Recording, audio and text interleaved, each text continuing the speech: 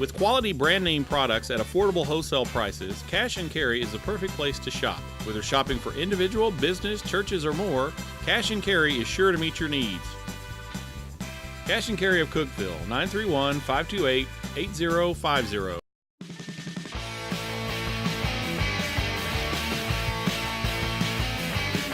Okay, this is the Marcus Satterfield Show presented by IWC Cash and Carry. Let's run through the intros.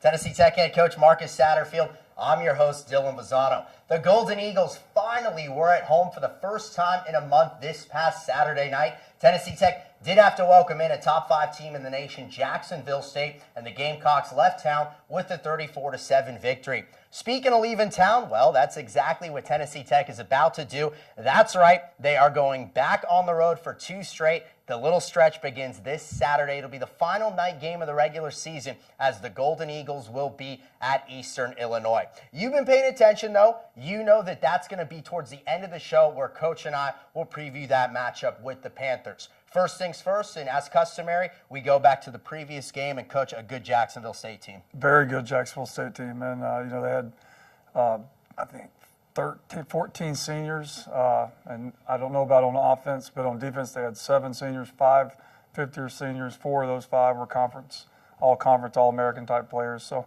it was like a church league team that was really talented, playing a bunch of little boys, and we learned from it. And we're tired of having to learn our lesson, but we did learn some things from it. We've gotten back to work this week, and we're going to work hard to get ready to compete against Eastern Illinois. But Jacksonville State was all that they were advertised to be, and then some. So very well coached team, and we'll learn our lessons.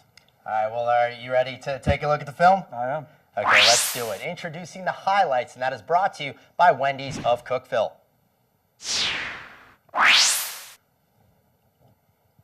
Well, of course, a good place to start. We'll take it from the top. The first quarter, the very first play from scrimmage after a touchback. Hadar Zayden is doing a great job of kicking.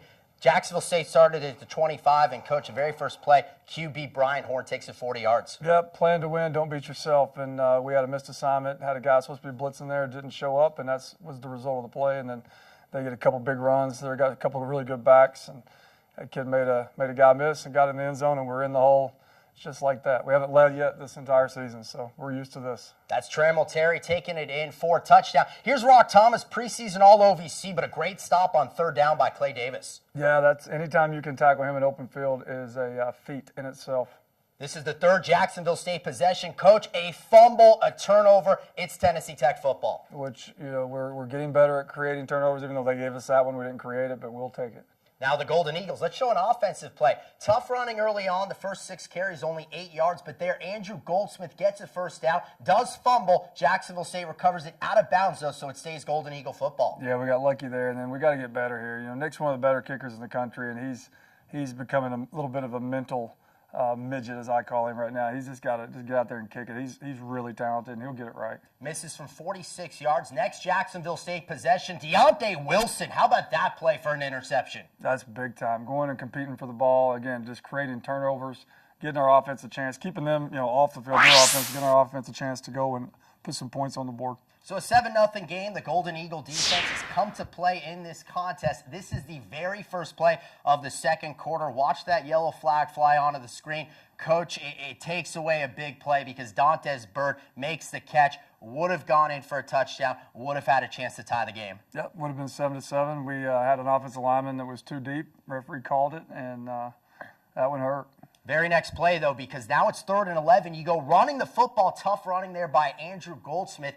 Gives the Golden Eagles the first down. Very next play, we know about Dainrat, we know about Goldsmith, but Roderick Napper hits a little B-button spin move and gets a first down. Yeah, Roderick's a talented little back, and he's battled some injuries. He's done a really nice job on kickoff returns. It's good to see him get in early and get a touch there and get some production. Golden Eagles forced a punt. We see the explosiveness of Rock Thomas, understanding why he can be a force to be reckoned with. But the Golden Eagle defense stands tall. An interception there by Robert Hatchett, just the QB to beat. He is, though, a converted linebacker. Nonetheless, 3rd turnover forced by Tech. Yeah, that was huge. Huge momentum shift for us. Got us across the 50 and the chance to possibly get some points. Our guys did a nice job. We converted a 4th down right here. And, felt like we had a chance to get points and ended up shooting ourselves in the foot. and missed another field goal. Yeah, Yeedy Thainrat, who gets the first down that last play on 4th down. Madonia, he does miss wide right from 47 yards out. So Jacksonville State is going to get the football back here. You see under 4 minutes to go. Throws up a bomb there, does Kendrick Doss. It is completed. DeMontrez Terry, it's going to go for 51 yards. Here come the Gamecocks, Coach. Yeah, we gave him a couple throws like that, busted coverages, and then that was a zero coverage look that we got to get checked out of, and we didn't get it communicated. Kendrick Doss this time going to call his own number right from the 1-yard line. QB sneaks it in, so it is a 14-0 game into the half. And obviously a couple plays here and there. You guys able to force the 3 turnovers, but still right in the thick of things. Yeah, I mean, it was 7-7 for about 2 seconds. It was ugly, and that's what we wanted. We wanted it to be a real ugly game. Too many times when Tech's played, Jacksonville State has been 50-0 at halftime. So we created an ugly game. It wasn't easy for them. It wasn't easy for us, for sure. Created turnovers, and we went into halftime and felt like we were making really nice adjustments. We get the ball back the first and the second half, and so we felt like we had a good plan, and we just had to go out there and execute it. But our kids, they kept fighting, and it was fun to watch them at halftime as they're maturing and how they're making adjustments as well. So we'll get better at that and move on throughout the season. Well, let's take a look at the second half. Tennessee Tech trailing 14-0. Third quarter of action. The Golden Eagles were forced to punt, so Jacksonville State will show you this possession. This, of course, a critical play in the football game. 3rd and 11. The quick pass on the Golden Eagle blitz goes over to Krenwick Sanders, and Coach, he takes it in for a touchdown. Yeah, I mean, if we do that 10 out of 10 or 10 times, we'll get him tackled for a 1-yard gain, 9. We just slow down, and we can't slow down. Did miss the extra point, so it's a 20-0 game. As you guys have done all season long, the ability to come back, tack 15 more yards to the end of that on the pass completion to Andrew Goldsmith. Very next play from the 44-yard line, it is a bomb to Dantes Bird. He's got it. This time he is in for 7, right back in the ball game, Coach. Yeah, it's huge. We felt like based on down and distance, those safeties were going to be down. We'd have a chance to take some shots over the top, and that's very well executed. Well thrown by Andre. Good protection by the O-line. So a 20-7 ball game. Golden Eagle defense needs stops still. Plenty of time left. On 3rd and 8, the Golden Eagles are able to get a stop, bottling up Kendrick Dawson. Coach, you guys are going to get the football back. Yeah, and that's anytime you can make those guys punt, that's huge. They were, I think, 58% on 3rd down, so we didn't get them off the field much, but we did there, and we had to take advantage of it. So 4th quarter, Tech down 20-7, and a big stop here on 2nd down. Good job getting to the quarterback, Randy Lewis. So the Golden Eagles on 3rd down and long, an opportunity here, but Kendrick Doss's pass on 3rd and 28 is completed to DeMontrez Terry for a touchdown. Again, we're in cover 3. We got a guy that's supposed to be in deep thirds. He didn't get there, and that's the result. So things that we got to stop doing is beating ourselves. It's good. We got Adam Brown ran some snaps. That's huge. He's a redshirt freshman, came to us from junior college last year. He's from Alabama, so he's a big kid, got a chance to be a good player. It's good to get him some snaps. 9-yard gain there. Tech down 27-7, still on the move. This is 3rd down and 7, and the check down works perfectly. Yeedy Thainrat, he's not going out of bounds, looks to deliver a blow. Yep, good conversion, good check down. They call them running backs for a reason. Get them the ball, let them run. So 4th and 8. Golden Eagles needing to convert this to kind of keep the hopes alive. The throw by Sale, got to try to make something happen. Ultimately, it does go incomplete, and so JSU gets the football back. Yeah, we had it 3rd and 2, 4th and 2, jumped off sides. I mean, that's beating yourself. So we got to get better. And we'll look at the final stats of this ball game right here with Jacksonville State winning it 34-7. Obviously, a lot of rushing yards for the Gamecocks in the contest. But you look, Dantes Bird, another big game by him. It was huge. We challenged him last week after the Eastern Kentucky game, and he responded well in practice and responded well and competed hard in the game. And so overall, one of the things that has plagued the team so far this season with the turnovers, Golden Eagles able to force 3 and did not make one themselves. Right, and that's a good thing. I mean, if we'd had turnovers, it might have been 60-7. So it was good that our defense created turnovers and kept us in the game. I mean, it's a 7-point game. It's a tie game without we were right in the midst of it. We just have to learn how to compete at the level that they're at right now. It was an exciting evening in terms of Ohio Valley Conference football. Along with Tennessee Tech's game, there were 3 other interconference battles. They all kicked off at 6 o'clock at night, and then one OVC school played an FBS team. For more about it, let's take a look at it. It is time for the OVC scoreboard, and that is brought to you by the Golden Eagle Golf Club.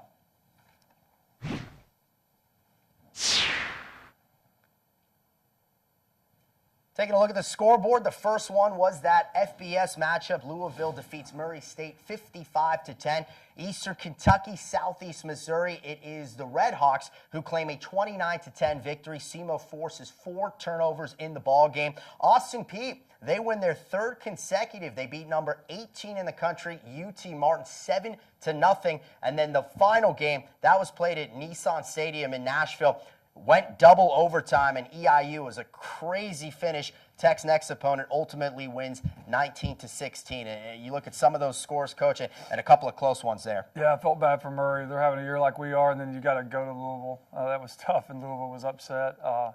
UT Martin, Austin Peay, that's a shocker. You thought UT Martin was set up, after a big win against TSU to do some things, and they still have a long season ahead, but that's another big win by Austin Peay. And then I was shocked by the Eastern Kentucky. I thought they would at least be a close game, if not win it. And I watched that this morning, and they were down the goal line a couple times, just didn't get it in. And then the Eastern Illinois game, the way that they won and beat Tennessee State, I know we're not allowed to say anything about any type of rules or whatever. I guess that's the best way to put it, but I don't know if I'd be sitting here right now if the game ended like that. That was an amazing finish to how EIU won that game. But we got a great league this year. Some great teams, great competition week in and week out. Yeah, we'll cue you in a little bit more on that Eastern Illinois game when we preview the matchup with the Panthers. As always, we take a look at the OVC standings. This is my favorite part. Your favorite? Why? Yeah. Take it from here. Well, I really like this part because for a while it was 0-0, and we could fall back on that. Now it's 0-2, and we got to dig ourselves out. But I'm sick of people coming saying, "Oh, Coach, it's okay," trying to tell us about the season. The season is not even halfway over. We have 6 games left. And we have 6 opportunities to go and get 6 wins. So don't count us out yet. We're going to keep working, and we're going to start adding to that number on the left. Absolutely. Still 6 games left. The season is completely young. This show is completely young. We still have much more to come. We're going to profile a player. We're going to mic up a coach, and we'll have plenty more from Coach Satterfield right here on the Marcus Satterfield Show. What are you looking for? A place to belong? A path to a career? A way to make things better? Do you wonder what opportunity looks like? Explore your answers here. Change your world at Tennessee Tech University. Visit tntech.edu/change. We are back in action here on the Marcus Satterfield Show, presented by IWC Cash and Carry. It is time to profile a player, as we always do. He is a single-digit guy. He is a defender, but that's all the clues you're going to get. Make your guesses because we're going to roll the film. It is time for the player profile. That's brought to you by the OVC Digital Network. My name is Derek Moore. I'm a sophomore, and I play linebacker. My major is civil engineer. I'm also doing business information technology. So I hopefully want to, after I graduate, design or build buildings or something like that of that nature, and just work in the business aspect of life. I'm from Selma, Alabama. It's about 5.5 hours away. It was just not too far. I actually kind of like it. I like the campus, the guys I play with, and just the environment, kind of like Selma, not too big or just not too small. So the tech atmosphere just helped me feel more like at home. I think what motivates me probably is my mom and my family back home. I want to just, make them proud and just make them happy. And I know playing and stuff, for them to just come out just to experience the college atmosphere, college games, I just think that just kind of keeps me going, and knowing that I have something to work forward to, and something to, kind of keeps me motivated and self-grounded.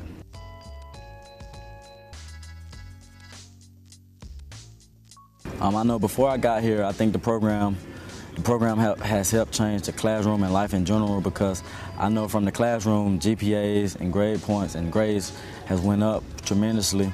And outside of the school, we're always involved in the community. I was always doing community service projects, and I think that's a big deal with me and myself, because as growing up, I always wanted to give back, because most time when people see athletes or football players, they always think that we don't do a lot, we only think about football. But I think with Coach Satterfield and his coaching staff, with them allowing us to be able to do community projects and stuff, that helps the community realize that, hey, we're just bigger than a football program. We also can come out and help and support, just like we need y'all support when we play games on Saturdays. Personal goals I have set for myself are just to dominate every play the game full speed. I know if I get better as a person from within and a leader, I know that makes the guys around me better. So my goal is just to have energy and just have fun flying around and make plays, and I know the guys behind me will do the same.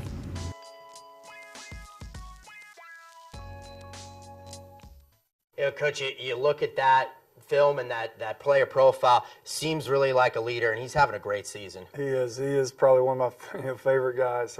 He's a single digit. He is one of the most sincere, caring, gracious, loving young men on our football team. I mean, you talk to him, you fall in love with him.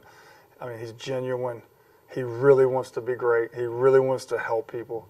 I remember before spring break last spring, he's sitting in my office, a nervous wreck. Most kids, it was a Friday, we were already halfway home, and he was nervous about one of his engineering classes, and he was afraid I was going to get mad at him if he doesn't make it A or B. And it's like, so that's how conscientious he is, and he's going to continue to have a great season. He's already started having a great season, and he is one of the major leaders on our football team, him and Tim Collins, and I can't imagine what our team would be without him. And he's got a great family. His mom gives the best hugs ever. And we're blessed, so blessed to have him on our football team. Love it. Such a talented linebacker with 46 tackles this season. Let's now shift gears. We go from defense. We're going to go to offense. So many times we show you highlights from Dantes Burr. Let's take a look at his position coach, mic'd up by Pepsi.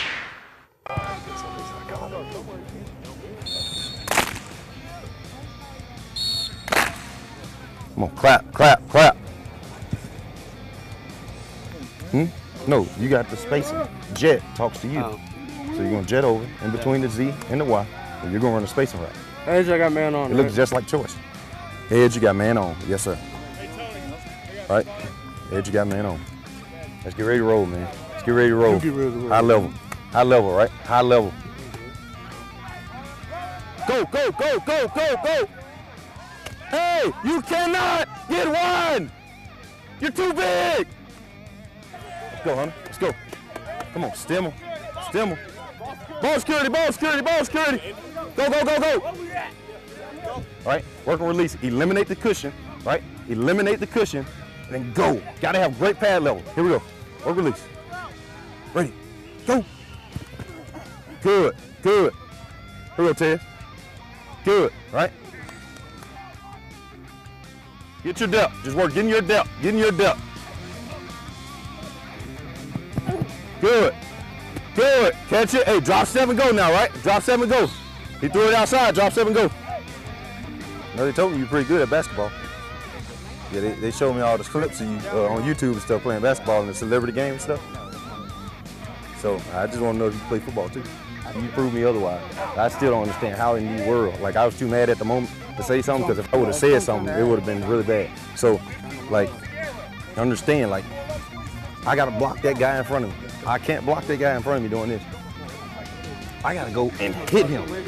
It doesn't matter. No. Forget the drill. Right there. Good. Now I got to block him. I can't be soft. We got pants on, man. Hey, go block his butt.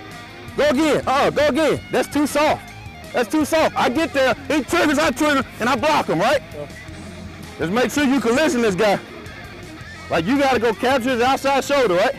I'm running to capture his outside shoulder, right? And collision. Go. Make that play.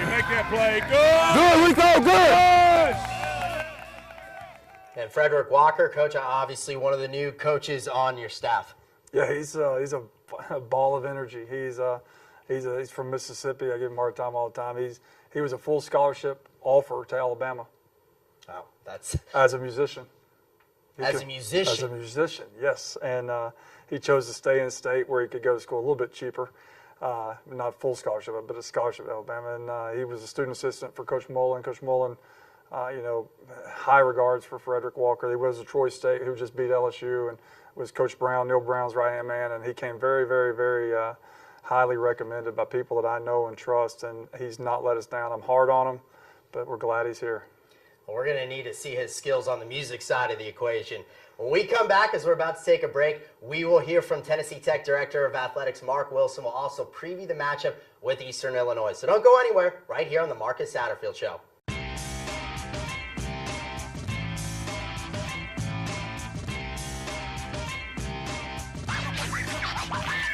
0-1 hit high and deep. Back of the end zone. Brown got it. Moore drives inside. Put it up. See this one. Swung and missed it. Now Smith again. Block. Point Tech. Nice turnaround by Johnson. Near post. Kick in. Any place, anytime. Find it here. The OVC Digital Network. Hi again on the Marcus Satterfield Show, presented by IWC Cash and Carry. It's the time in our show. We see what else is going on in Tennessee Tech athletics, some exciting things brewing. So let's hear more about it from Golden Eagle Athletic Director here on the Golden Eagle Update, presented by T2Sports.com. The Golden Eagle soccer team had a phenomenal weekend, moving up to third place in the Ohio Valley Conference standings after two big wins this weekend. They beat Belmont on Friday by a score of 2-1 to begin the weekend. Goals by Mara Manzanell and Danielle Chartouni. Kari Notterman was big in the goal with 6 saves in that contest. And then Sunday night against Austin Peay, the Golden Eagles fell behind early, but just used a tenacity to come back and win that game by a score of 2-1. Nora Visick tied the game, and Myra Manzanell had the game winner, her second goal on the weekend. Kerrigan Owens was great on Sunday, assisting on both goals. Nederman had 3 saves. This weekend, they will travel to SIU Edwardsville in Eastern Illinois. Gilbert Boyd won his 3rd consecutive race, beating fellow runners from Indiana, Columbia, Nebraska, amongst others. The team finished 7th. Next for both cross-country teams is the pre-nationals in Louisville. The Golden Eagle volleyball team earned their first Ohio Valley Conference win of the season, beating Morehead State by a score of 3-1. Shailene Little had 17 kills and 17 digs to lead the Golden Eagles. Volleyball on Friday last week had a tough loss, 3-2 to Eastern Kentucky. Kavanna Johnson had 18 kills, Rachel Thomas 8 blocks, and Susie Jeziorowski had 22 digs.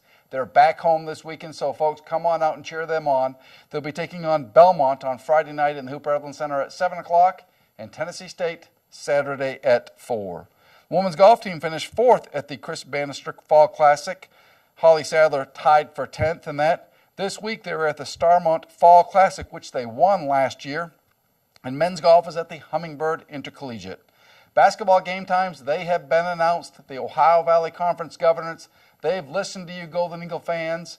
All of the OVC games in the Hooper Evelyn Center are doubleheaders. Season tickets are on sale now, so just call in and get your season tickets. It's going to be a fun, exciting season all winter long. And, of course, don't forget, plan your costume now. I need to figure out what I'm going to be for Purple Palooza coming up on October 26th. Back down to you, Dylan.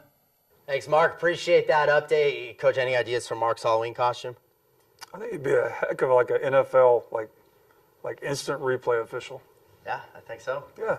Well, we'll give him that idea. He'll understand. Okay, now it is time to preview the matchup with Eastern Illinois, Saturday, 6 o'clock in Charleston. So it's time for this week's opponent, brought to you by the Golden Eagle Golf Club. Of course, Coach, right back on the road. It seems like you've been on the road forever. There you go up to Charleston. Tell us a little bit about the Panthers. Coach Dameron's been, he's not been there very long, but I really like how they do things. They're kind of like us. They're semi-pro style offense. They don't really go that fast. They got a big quarterback they just put in. That kid was playing, I can't remember his name, but number 1's the quarterback now, looks like Cam Newton. He's 6'4", 235. And they do a lot of quarterback runs, and they kind of like how Michael Birdsong, we used him last year in short yardage.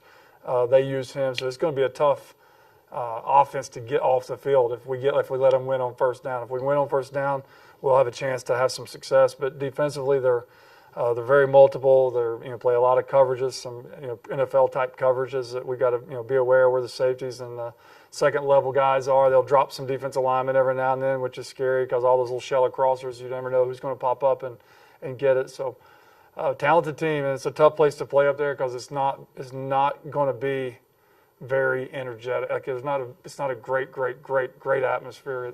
The stands are a long way from the bench. If you can remember, if I remember correctly, I was there in 2007, I guess was the last time. And we got to go and create our own energy and and compete. And we're really, we're competing just for each other anyway, so that shouldn't be an issue. These are highlights from last year's game, won 30-24 by Eastern Illinois in Cookeville. You look at the Panthers this year, they're 3-2 overall. They're 2-0 in the OVC. They actually have won both games by final scores of 19-16. Beat Southeast Missouri last week on Saturday. They defeated TSU at Nissan Stadium, also 19-16. That quarterback, redshirt freshman Scott Gilkey Jr. rushed it in from the 1-yard line on 3rd down after a key pass interference call gave them another opportunity. So, Coach, you guys had the opportunity to play at home, going right back on the road. I know that at least early in the season, that's a good chance for you guys. Yeah, we love it. We love it on the road. We'd rather play on the road. We're just fine on the road. Well, Coach, good luck on Saturday on the road. All right. Okay, so you can watch that game on the OVC Digital Network. You can listen to it on 98.5 KISS FM, and you can read all about it on the Cookeville Herald-Citizen. That's going to do it for our show. For Coach Satterfield, I'm Dylan Vazano saying farewell on the Marcus Satterfield Show.